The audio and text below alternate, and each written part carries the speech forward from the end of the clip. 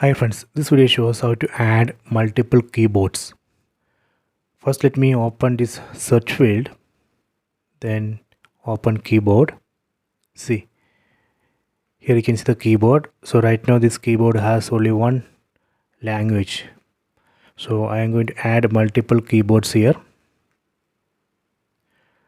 Let me go to settings, select settings from top right corner, go to system, then go to keyboard, set Gboard settings, set languages.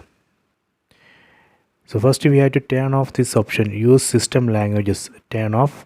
After that we can select multiple keyboards from here. Let me select this Arabic keyboard, Chinese keyboard.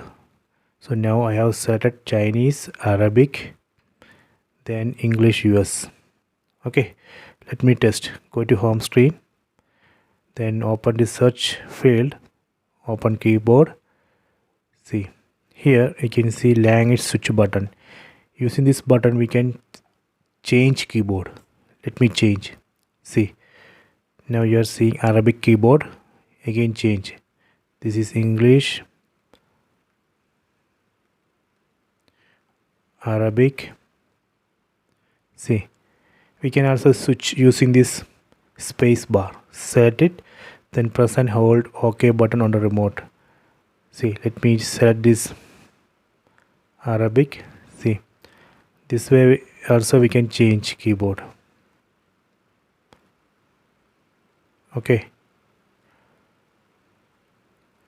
so this way we can add multiple keyboards.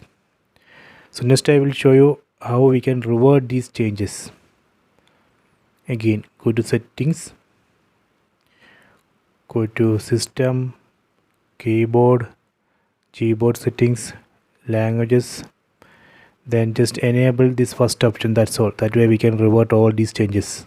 Just enable the first option, then go to home screen, open search. Let me test it. See, now it's not showing that keyboard switch button.